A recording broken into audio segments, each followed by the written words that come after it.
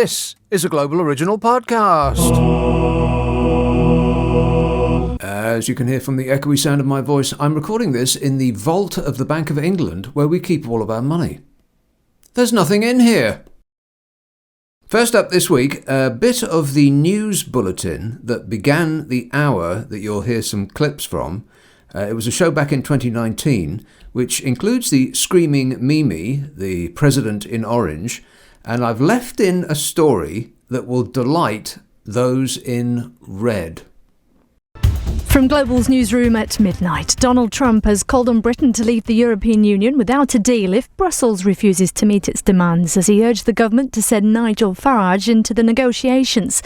Ahead of tomorrow's state visit, the US president suggested the UK should walk away from talks and even refuse to pay the $39 billion divorce bill if its requests aren't met. While speaking to the Sunday Times, he remains positive about doing business with the UK. We have the potential to be an incredible trade partner with UK. You know, we're doing relatively little compared to what we could be doing with UK. I think much bigger than European Union. There's tremendous potential with trade with the United States. They've wanted to do trade, but they've never had a president like me.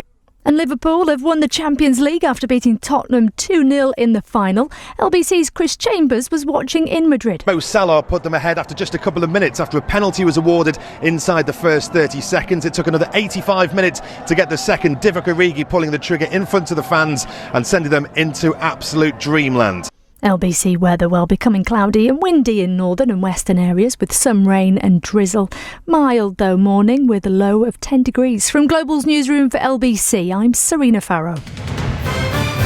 This is LBC from Global, leading Britain's conversation with Nick Abbot. What the hell is going on? Now, I just wanted to really say that I love you. I respect you. There's nobody I respect more. You're going to do a fantastic job. Yeah, thanks a lot, Donny. You're the best. He's telling us how to do trade with the European Union, how to negotiate Brexit. That's like getting a driving lesson from Stevie Wonder. Honestly, Donny, keep your dumb opinions to yourself. That's just embarrassing. He said we don't do much trade with America. You know who our biggest export market is? Have a wild stab in the dark. America. The UK's largest trading partner is already America. I mean, how much more that they produce could we buy? And vice versa. What do we produce that America doesn't buy yet? But, you know, it's not about detail. Nobody cares about facts anymore. It's all about feelings. The UK's largest trading partner is already the United States of America. How much more trade could we be doing? Manchester. Hello, Linda. Oh, good evening, Nick. Linda. Do you remember the old nursery rhyme, Nelly the Elephant? Nelly the elephant went to town and said goodbye to the circus. Off we went with the trumpety trump, trump, trump, trump. That's what I think that all trying to do. Yeah. Go off to the circus. On the road to Mandalay. Yeah, absolutely. It can go that way. Anyway, what I wanted to ask you, Nick, really is the written constitution. We don't have one, do we? America has one. We don't have a written constitution. And I wondered who that benefits most, which party. And obviously it benefits the state not to have a written constitution. But which party? And would that impede Labour? Sorry, my throat's a bit sore. Would that impede Labour as well, not having a written constitution? Would it impede them? Yeah. How do you mean? Well, because we're in a mess, actually, with the EU, because we don't have a written constitution. So that's why we're in a mess, I think, because it's just they're using any which way. You know, that there is no written guidelines. Well, maybe that's one of the reasons that John McDonnell is so upset. Did you see this? No. John McDonnell, Labour's John McDonnell, said that he cries all the time. All of the time!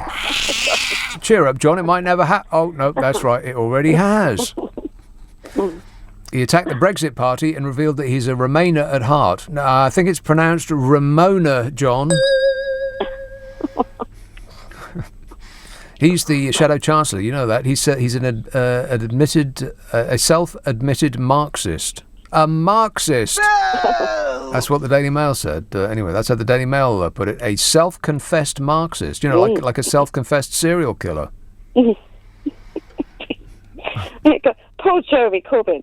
I think he's got an absolutely brilliant character because he's not there for no reason. He's not been voted in for no reason. He must have a strong constitution, a strong character. Yeah. And as far as him not being a statesman, I think he'd make a wonderful statesman. All right, Linda, thanks a lot. I've got to go. 0345 6060 973. By the way, did Nigel Farage on that clip that advert for his show say about talking about the Speaker who had the temerity to suggest that Parliament might want a say in where this country goes next? He was basically suggesting that democracy is not something that we should be interested in anymore. I thought that was what the whole exercise about leaving the European Union was all about, us taking back control. Taking back control. The primacy of Parliament. That's what it was all about, wasn't it? That's what we were told. I mean, apart from the lies about the NHS and all that money that we were going to get, apart from all those lies, I thought the idea was to give back total control to Parliament. Unless, apparently, Parliament decides on something that you personally don't like, in which case then it shouldn't have any control, in his mind. I'm all of a boggle, is what I think. Yeah, Labour's John MacDonald. He did an interview with the Times. Warning! Don't do it, John. It's a trap. A self-confessed Marxist. And that just means that he likes duck soup and animal crackers, that's all. I mean, you'd have to be pretty po-faced not to like stuff like that. The contract sketch, the party of the first part, all that. You can't fool me, there ain't no sanity clause. Who can genuinely say they're not a Marxist? Labour's John MacDonald did this interview with the Times magazine. He said, in my heart, I'm a Remainer. I campaign for Remain, but we have to respect the decision that was made. Why? It was a decision that was bought by lies, funded by persons unknown and billionaires who don't pay tax here, and was won by 3% after the Leave side overspent by 10%. What's to respect about that? It's not democracy, it's the opposite of that. It's the stealing of democracy. How come I'm the only person that's saying that? Everybody else seems to have fallen into line. Just browbeaten by those who shout the loudest. Oh, yeah, it was. We all had a vote and it was democracy. I restate my case. What we were presented with were two closed boxes, Box A and Box B.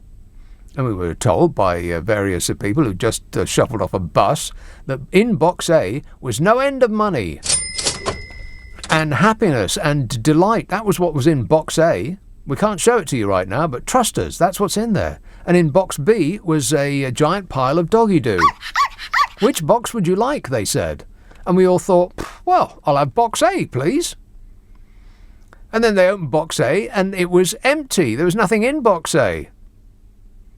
And in Box B was a small pile of change. And we said, well, hang on a minute. That's not what you said was in Box A. I want to change my mind. And they said, no, you voted for Box A.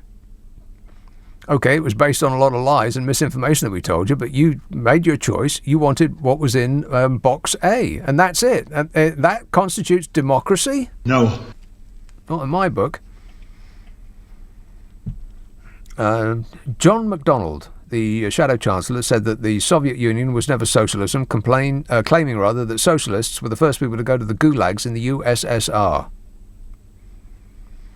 Socialism. Yeah, I don't know much about it, but it seems to me that apart from a brief period after the war and before the 1970s when dropouts and hippies and so on formed communes, socialism's never been tried anywhere. Greed always gets in the way. Greed and fear of losing power. I mean, you want to see socialism in action? Go look at an ant's nest. Get David Attenborough on the phone, he'll whisper about it. This magnificent structure is populated by literally millions of individual insects working together in harmony to produce one of the truly impressive organisms on Earth. Are you trying to tell me that this is your act? Sadly, yes. Daz says the really nifty thing about 5G is that all it takes for the signal to fry us is some dodgy person turning the power up to 11. Seems a very convenient tool for crowd control. Any riot can be quashed just by ramping up the juice in the area. Is that true?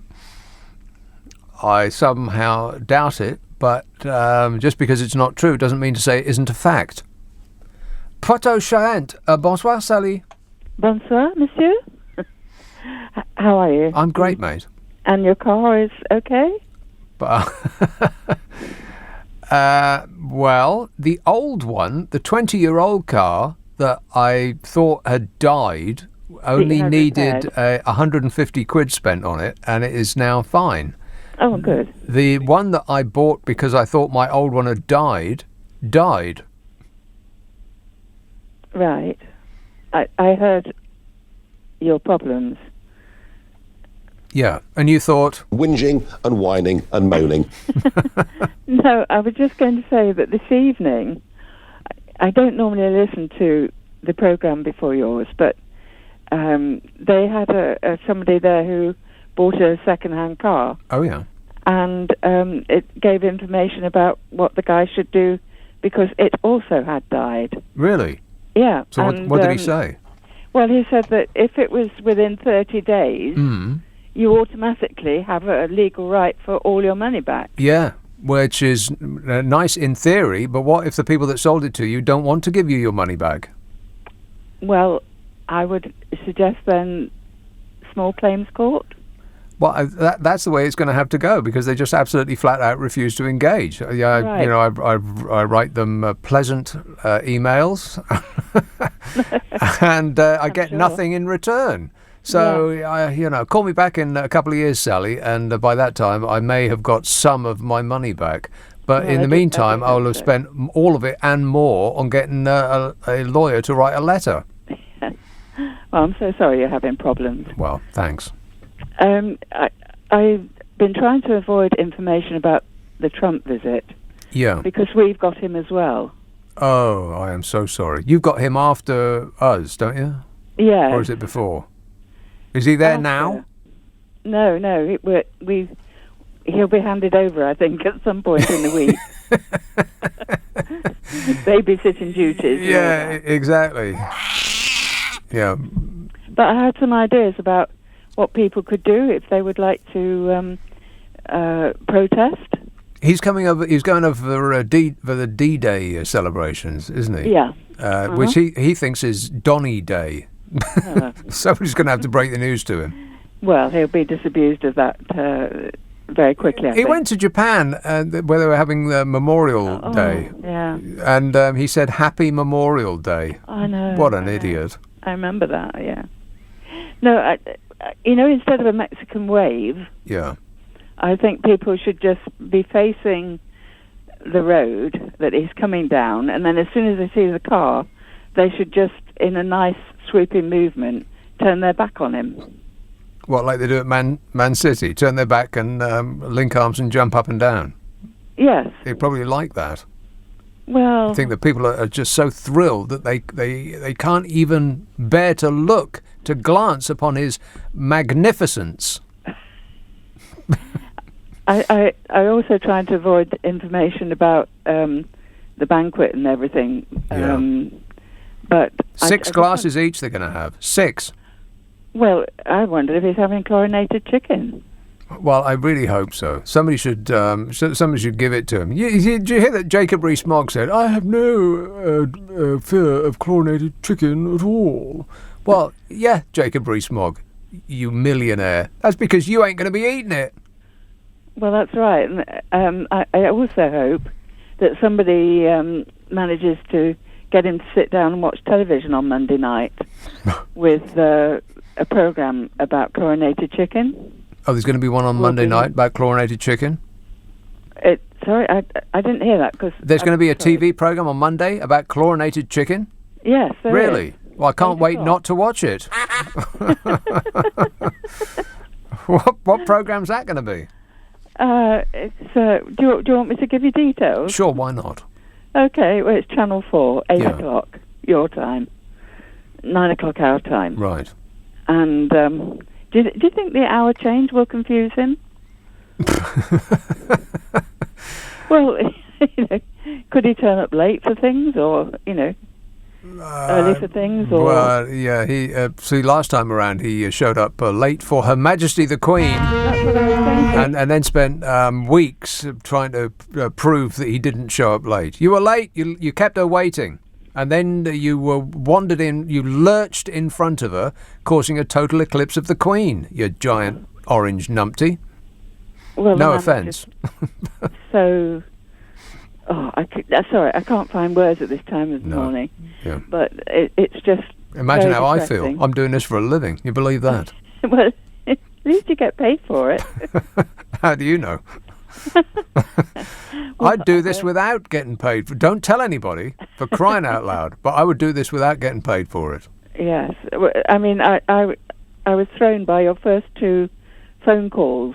Oh. Oh, that guy really. Have you accepted Jesus into your life, Nick? Well, when he was on the other week, and he rambled on for quite some time. Yeah, I allowed him to ramble on way too long. Yeah. No, but I really thought that you were actually doing it yourself. I was speaking to myself. Well, no. Well, the impersonation was so accurate that it was. Right. That's what fooled me, and I was thinking that's a setup. It's you doing you. Yeah, but it's very easy doing him because he's only got two things. Have you accepted Jesus into your life? That's one thing. And have you heard the word of Jesus? Those are the two things he says. That's all he's got. And then he's out of material. Indeed. Yes. No, and then the guy who thought he knew what you had actually got in your mind and challenged you and told you. Oh, yeah. I love it when people call in and say, when you said that all black people are criminals? And I'm like, I've never said that in my life. Never even thought that. What are you talking about? Oh, yeah. I was listening to your show and that's what you said. It's people's minds. They hear what they want to hear. But isn't it worrying when you think that these people are voting? Yeah, it's worse than that. They're reproducing. What? Well, let's hope not in great numbers. You're not in great numbers, no. Yeah, well, Well, I refer you to a documentary that I've mentioned many, many times on this programme called Idiocracy. It used to be a comedy film about the future, but now it's a documentary about the present. Yes, no, I've watched it. Right. On your recommendation years ago. And? Did you not like it? Not really. Did you have a couple of drinks beforehand? No. It's not a work of rare genius. It was done by the same guy that did Beavis and Butthead. So that's the level that we're talking about. Right. But if you have a couple of bevies beforehand, or whatever floats your boat, then it definitely helps. Yeah. I tell you, thinking of films, I thought what was brilliant was the Palme d'Or being won by Ken Loach and his film about the gig economy. Oh, well, it sounds depressing. I've not seen I don't think I've ever seen a Ken Loach film because it just... Why would you want to spend money to be more miserable than you already are? If I want to see misery, Ken, I'll just hang out at the bus stop. Yeah, I get that. I personally prefer comedy films anyway. Uplifting. But they're few and far between. I want to see car crashes and explosions. I want to see £100 million blow up on screen. I don't want to see miserable people shouting at each other. There's Coronation Street for that. Yeah, I suppose so. No, you're right. But I'm sure his work is excellent in every regard. I just don't want to see it, that's all. Well, I was pleased that he won because I kind of followed his career a little bit. Right. Right from Kes. Yeah. Kes? What? Well, did he do Kes? Yeah. What, the kid with the bird? Yes. That was him, was it? Yes. Well, see, now that was a properly miserable film, but I haven't seen it in decades. Decades and decades I haven't seen that film, but it was that was a work of rare quality. Yes. It was. I mean, I don't doubt that he's excellent in every regard. I just, if I want to pay to see a film. I want to be amused, not more depressed than I was going in. No, I kind of understand that, but sometimes, it's worth seeing films just because they're so well made. Yeah. I just watch films that are on television anyway. Well, you do live in France, and your options for television amusement are probably few and far between. Although you got Netflix. That's why God invented Netflix. People who live in France. I don't have Netflix. Oh, well, like I said, you're really in trouble. Hello, Nick. Joe. Hello. So it's about Trump's comments today about Boris Johnson. Yeah. Basically, he waited 35 minutes just to express himself in earthy labourer tones. Well, he was talking about Donald Trump backing Boris Johnson. Donald Trump has backed Boris Johnson to be our next Prime Minister. Oh, no. Donald Trump is Boris Johnson's main backer. Was Coco the Clown not available? No. It's a good job that Boris Johnson has never said anything negative about the thin-skinned tangerine scream in the White House, or he might throw his rattle out of the pram. I think Donald Trump is clearly out of his mind. Donald Trump, visiting the UK for a 3-day state visit on Monday, says he thinks that the former Foreign Secretary, Bozo of the FO, would be excellent as a successor to Theresa May. And you know Donny, very, very smart person. Trust me, I'm like a smart person. Yeah, he's a good judge. He's got a strong temperament. Hey, I found it. But I have a strong temperament, and it's a very good temperament, and it's a very in-control temperament. I have a very strong temperament, but I have a temperament that's totally under control. Yeah, it's not under any kind of control. Donald Trump's the man who started up a phony university to scam people out of their money. Trump's the fellow that's accused of taking $20,000 out of a children's charity with his name on to buy a painting of himself to put in his own golf club. Trump's the man who managed to lose money running a casino. Please, Donny, tell us more about how we should be running this country. I'm not sure that a tribute from him is worth the paper it's printed on. And he was talking to Rupert Murdoch's The Sun. Trump said, "It's something I find very interesting. I have actually studied it very hard. I know the different players, but I think Boris would do a very good job. I think he would be excellent." I've studied it very hard. I will give every stitch of clothing I'm wearing if Donald Trump can name a single other person standing to be PM off the top of his head without reading it off a piece of paper. He knows as much about the Tory race to be Prime Minister as he knows about the wind. I know a lot about wind. Yeah, it's the chicken that you eat from a bucket while lying in bed watching the TV looking for positive descriptions of yourself. That'll give you wind every time. Trump said, I like him. I like Boris. I've always liked him. I don't know that he's going to be chosen, but I think he's a very good guy, a very talented person. He said he's been very positive about me and our country. Really? I think Donald Trump is clearly out of his mind. That's the only thing that Donald Trump cares about. He says it over and over again. You don't have to read between the lines. There is no between the lines with Donald Trump. He just tells you to your face. If you are nice to me, I like you. Why does he like Vladimir Putin? Because he's nice to me. Why does he like the Saudi Arabians? Because they're nice to me. Why does he like Kim Jong-un? Because he's nice to me. He tells me I'm great. It really is like doing business with a child. He said, he's been very positive about me. No, he hasn't. I think Donald Trump is clearly out of his mind. I think Donald Trump is clearly out of his mind. That's what Boris Johnson said. You wait till Fat Donny finds out. There's really going to be trouble there.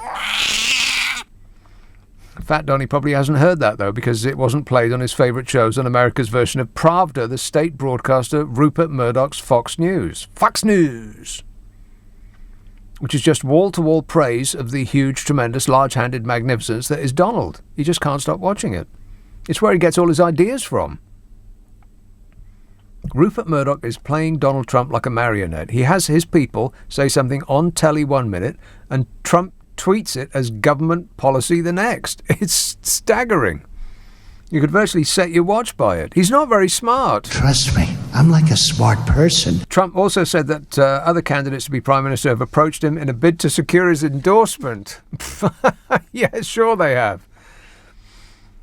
Other candidates to be our Prime Minister, people from the Tory party, have begged Donald Trump for his endorsement. That's what Donald Trump says. Really?